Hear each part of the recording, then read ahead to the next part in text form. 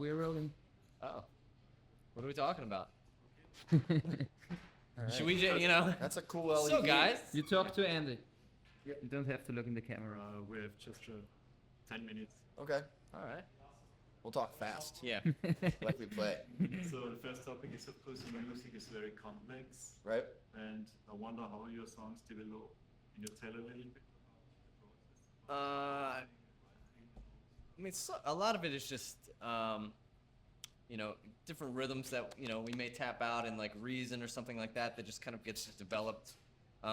Sometimes it's a matter of like going through old drum, you know, files, like take a song that we've already written, take the drum file out and kind of slice it up, rearrange some of the, you know, there's a certain vocabulary that's become kind of Nothing Dillinger. starts as complex as it ends, man. You know, Yeah. that's the thing for us is that when an idea starts, it's only, you know, it's like an evolutionary process. You know, there's like a kernel of something, and then it's like, oh, well, let's do this to it, and then let's take the tail and put it in front, and let's do that 3 times, and then, and by the time we finish doing all that, they're also playing it like 20 times faster than they started. I mean, if we were to play some of the demos of some of our material, they're way like- simpler and way slower. yeah, You know? especially, yeah, I mean, there's demos of Per Singer that's like, you can barely even understand what song it is. It's, you know, just because some of the ideas don't, you know, you start them out slow, and then all of a sudden it's like, no, let's half time it or double time it or, That's what trips us up because we can never tell anymore whether something's crazy or whether something's fast because we start with it from its inception, and when it gets to the end, it's still, Yeah. we've grown with it slowly, so you can't, it's like seeing yourself grow. You can't really see yourself growing. we've you know? gone from basic addition and subtraction to like calculus over the course of a Very riff, and we numb- don't even notice. Very numb to it Yeah. at this point. So when other people are like, "Oh, that's crazy," really? Yeah, that doesn't sound that Oh, crazy. it's just Yeah. this, you know. Cool. So the British music scene Kerrang once labeled you as the best live band on the planet. And we are. Definitely. You say so, I believe. You gotta believe, man. You gotta believe. So apart from that compliment, how important are reviews in the music media for you? Do you read album or concert reviews? I mean, I think you learn to handicap them, you know. Like, I know that what Pitchfork says is sort of, you know, anybody's ball game. There's certain things, you know, I would hate to see Kerrang all of a sudden give us a bad review or something. I would probably read into that. But, you know, we've been lucky to get some pretty consistently good reviews. So, you know, either that means everybody's afraid to tell us that we're doing something wrong, or they don't understand it, or we're doing something right, which is what we feel. Yeah, man, as long as you're intrinsically satisfied, that's really the main thing. You know, there's things that we've gotten great reviews on, like shows we got great reviews on that I know for a fact we were not good. You know what I mean? And there's songs that people, you know, or there's moments that people say were awesome that I know weren't good. And there's things that we did great that people said, you know, we've read bad things about that I knew were good, and vice versa, you know. So it just matters whether you're satisfied, whether it's the show or the record or anything like that, you know. But for someone else to say it's good, it's kind of like just like icing on the cake, you know. You have to feel good about it yourself more than anything, you know.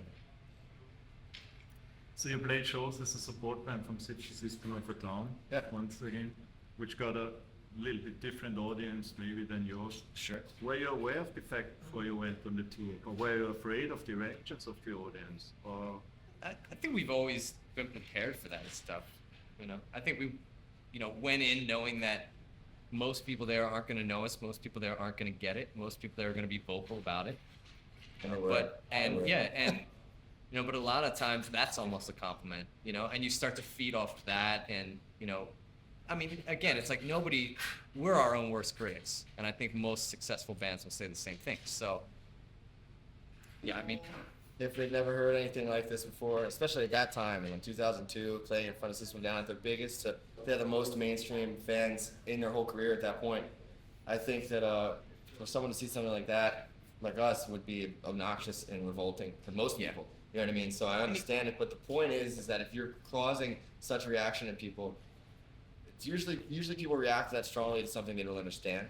You know, and whether it turns out to be good or bad, that comes later. But the initial thing is that they don't understand it. Yeah. So that's kind of cool to me. Is that because what happened is that years down the line, we started getting much bigger over here, and a lot of kids would come up to me and say, "Hey, man, I just want to apologize to you because I saw you System Down and I hated you, and it was because I didn't get it. And then later on, I started to get it, and I was upset that I was yelling, "You suck," and stuff like that. You know, so and like it's okay, you know, that's fine. You know, And those- however you come around to it, it's fine. And a lot of times when you hear that, we're not the kind of band that takes it personally. We're just like, oh yeah, you know, we'll bring it to you. We've got the microphones for the next 30 minutes. You don't deal with it. Yeah, it's true. You know?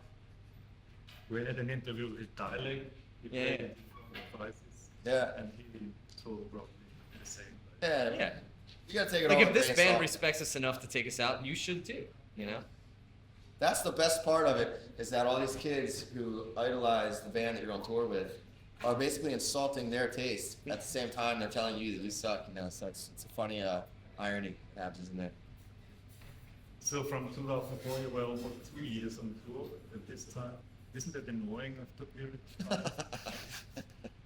To be on tour for so long just gets annoying. I mean, it wears you down. Certainly physically in a band like this, it wears you down more than anything. And the physical and the mental are pretty tied in, you know. And the older we get, the more we try to maintain a semblance of normalcy at home, like a home life of some sort. And it's very difficult to do so. So, I mean, At this point, the touring's not hard. It's going home and reacclimating there. Yeah. You know, this is what I'm used to, and this is what I feel like I'm designed for. And I'm familiar with seeing, you know, these yeah. couple dudes every couple weeks, couple months, and you know, I've been in a relationship with him longer than my girlfriend and Ben, and I live with him, you know, 9 months a year. Yeah, I was telling someone the other day, I don't know whether it's touring that makes your home life difficult, or is whether it's your home life that makes touring difficult.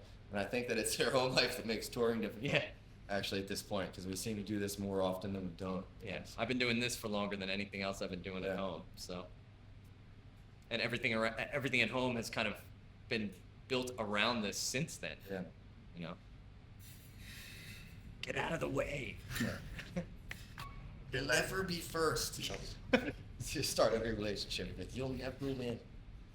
2 lineup changes, most of them in a Read that for that? Just keeps that, I quit. maybe most of them in a little bit tragical way. How do you react about this circumstance? Does it make you stronger? Yeah, I think so. You know, I there's always a hiccup, and there's always, you know, I think it's harder to convince the fans. You know, like I'm convinced that we've got the best drummer we've ever had. I'm convinced that we have the best lineup we've ever had. I think everybody in the band is convinced the same thing, and I could go on and on about why. But you know, it's a matter of getting fans to recognize it, and I don't think that'll happen until people come see it or hear the new record. And you know, but we had to go over that almost every record in some way. So, you know, that's kind of made us what we The longest are. we've gone. No, it hasn't been that long. It's been about 2 years now since we've had Billy. A year. You're at the year, just a year and a half. A year. A Like year? December. All right, well, we should And- make it. We just got to take baby steps at this point. You know, try to keep people in the van for just another month, and then build months to years. I would like for this to be the last lineup. Really, like truly, would be nice. I feel like Enki said that we wouldn't keep going every time we didn't feel like we were bettering ourselves. You know, Yeah. if we're gonna lose somebody, we have to replace them with someone better, or else it's gonna, you know, why do you ever want to take a step back? Yeah. So. Yeah, and I mean that's why we wait and rehearse and, you know, try to find these people. You know, it takes a while. Yeah, it's But- not something that we have to do.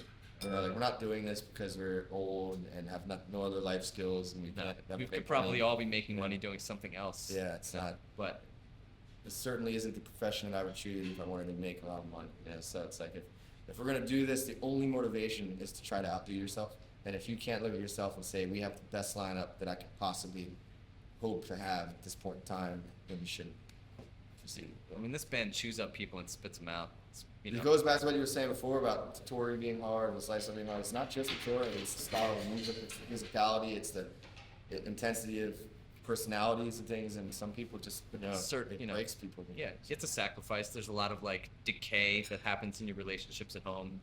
You know, It's a black hole for Yeah. life. it's grim. It just sucks everything into it, and then the shit never comes back out. Like, where'd that go? Oh. Thank you, man. I really appreciate That was the easy. time. Good luck for the Yeah. evening tonight. Yeah, what's